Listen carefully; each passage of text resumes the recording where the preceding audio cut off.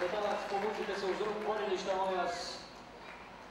Dame i gospodo, u susretu trećeg kola regionalne ITF Taekwondo lige između Novog Sada i Metalca za Novi Sad danas nastupaju u kategoriji do 71 kg Stajić Igor.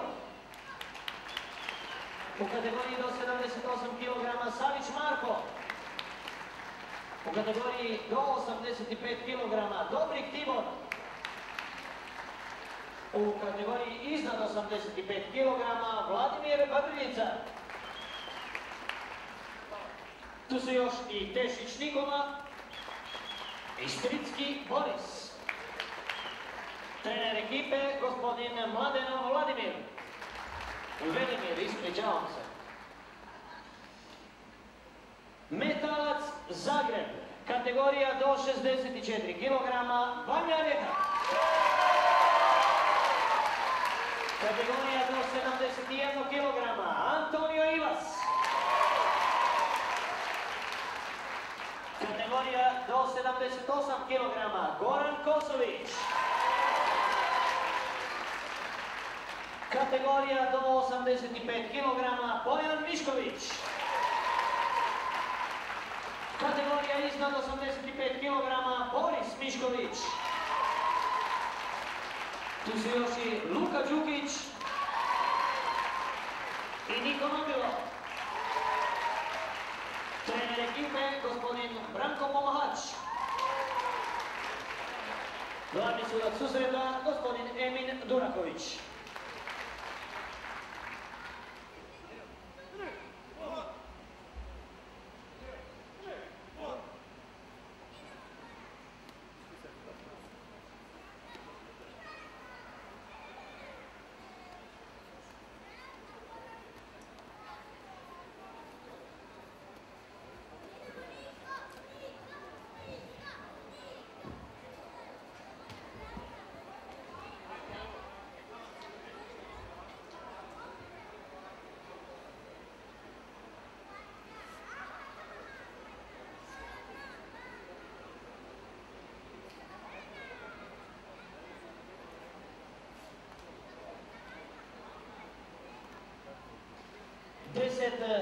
Obzirom da Novi Sad nema predstavnika u kategoriji do 64 kg, tako da Vanja Rezak ove godine nema previše sreće sa ovim susretima, ali redovno u svakom kolu u svojem timu donese 10 bodova.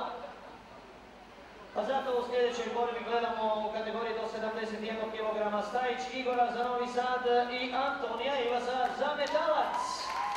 3 minute.